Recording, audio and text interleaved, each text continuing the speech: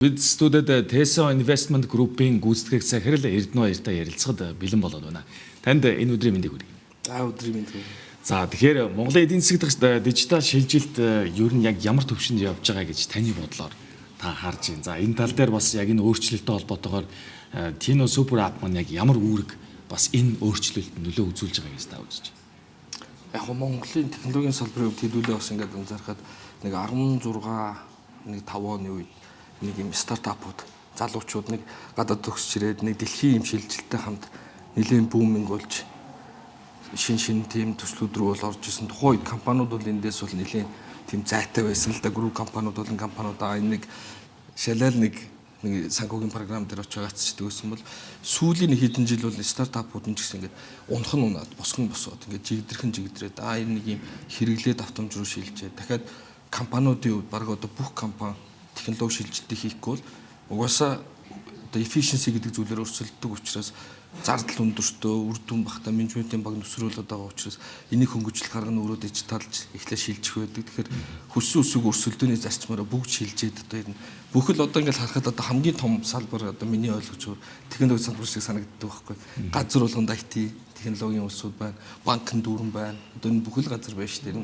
Тэгэхээр энэ өөрөө бүх салбарын тийм буст хөдөлгөч хүч юм байлаа. Тэгэхээр технологийн салбар гэхээр зөвхөн дангаар нь өөрийнх нь салбаргаас гадна тухайн бизнесийн орчин, хүний амьдралын маягийн орчны тийм бүүстинг, дээрээс нь дэлхийдээ холбогдох хөшүүргийн бүх зүйлийн нэг юм дунд байрлал юм болохоор их тийм олон талын болчиход идэж санагдаад байдیں۔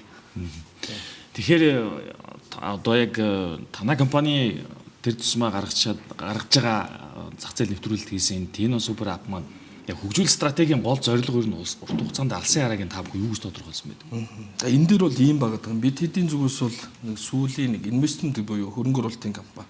Хөрөнгө оруулалтын компанид бид нар ирээдүйн төслүүд рүү хөрөнгө оруулах гэдэг үүднээс байгуулагдаж инновацийг нь голчилж явж байсан. Тэнгүүд юу анзаарч ирсэн гэхээр ер нь технологитой хослохгүй бол ирээдүйд бизнесийн орчинд амьдрах бодлоо болсон. Тийм учраас манай төслүүд бүгдээрээ технологийн бейсд болж эхлээд явагдсан.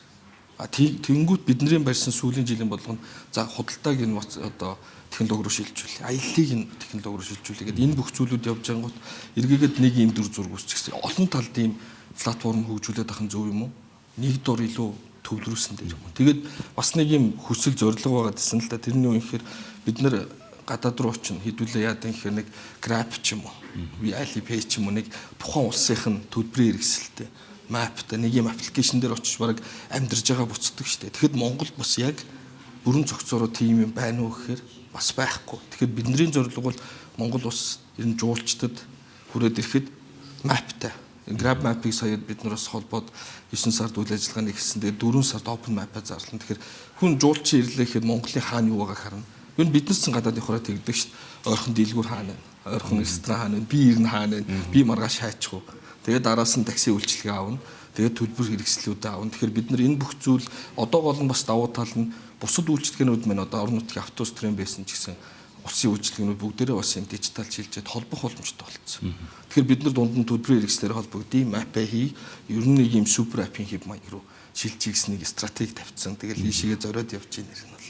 Ер нь бол одоо дижитал иргэн үед бол өдөртмийн амьдралын хэв маяг яалтчгүй их өөрчлөгдөж байгаа, хэмнэлүүд их өөр болж байгаа шүү дээ. Тэгэхээр Tino Super App-ийн хувьд монголчуудын өдөртмийн амьдралд юу яг ямар бодит өөрчлөлт авчрах ёстой гэж та бүхэн үзэж байна. Яг энэ дээр бол ийм байгаа даа. Бид хэдийн хувьд харж байгаа нэр нь хамгийн ихний ихэлсэн төсөл маань хүнс хүргэлт, хүнсний тийм дижитал одоо vending машинуудыг үсэрнэ.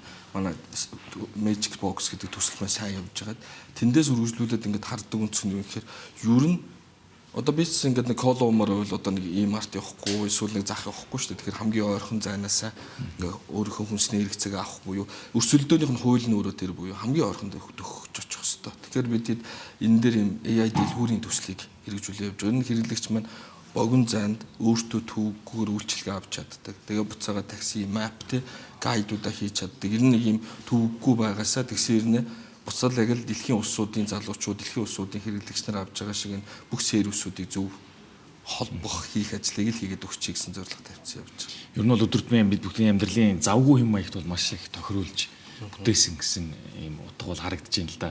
Тэгвэл та одоо яг аппликейшны хэрэглэгчдийн тоо ер нь хідэд хүрсэн байгаа. Ер нь цаашдаа хэрэглэгчдийг нэмэх тал дээр та бүхэн ямар стратеги бодлого баримтлах гэж. Яг нь ер нь бол юу байж байгаа 9 сард нээсэн гэхэд одоогоор нэг 50 гаруй мянган харилцагчийг бүртгүүлээ явж байна. Гэхдээ дөнгөж маркетинг буюу гадны такси одоо бас дараагийн хэсгээр хэлэхээс бид нар чинь 57 улсын супер аппуудтай холбогдоод бүх одоо зүүн өмнөд Азийн одоо Сингапур, Таиланд, Вьетнам, Япон, Солонгос, Америк, Европ гэдэг эдгээр улсууд руу очихдоо шууд манай аппликейшнээр Монгол төлбөрөө төлөө такси дуудах хэрэгтэй гэд боломжтой болцсон буюу одоо манай аялал жуулчлал гэсэн байна нэр нь бол ингээд нэг 20 гаргаал идэвхтэй одоо гадагшаа аяллууд маань эхэлж байгаа учраас ер нь тэрэн дээр буцаагаад илүү өндөр өсөлтүүд гараад явах болов гэсэн хүлээлттэй байгаа. Ер нь гэхдээ буцаагаад бид хэд нэг давуу тал болж байгаа сая бас өнгөрсөн 7 хоногт нөгөө Монгол банкнаас цахим мөнгөний зөвшөөрлөө авцсан. Тийм учраас одоо манай дансаар бас буцаагаад яг ийм албан ёсны төгрөгийн гүйлгээнүүдийг бас ингэ хадгалаад хийх боломж нь бас үүсээд явчихж байгаа. Хамгийн сүүлийн асуултыг ерөнхийдөө Tino app-ийн хүрээнд яг жижиг дунд бизнесүүдийг дэмжих тал дээр илүү хүч ажиллах тийм бодлого байгаа юу? Ямар бодлого барьж байгаа юм? Яг BTD үед ийм байгаад байгаа. Түрүүний хэлдэг нэг цөөхөө хийдгэн лайнууд байгаа. Гол лайнууд буюу одоо сервис үзүүлж байгаа. Тэрийг бол өөрсдөө хийн. Одоо юу гэдэг нь дийлгүүрийн хэсэг, таксины хэсэгчүүд юм уу, мапын хэсэг гэдэг эднэр хийн. Бусад үед хэсгүүд дээр бол энийг ийм зөвхөн нэг ийм систем, нэг ийм аппликейшн гэж харахгүй байгаа юм л да. Энд чинь өөрөө экосистем байх хэвээр.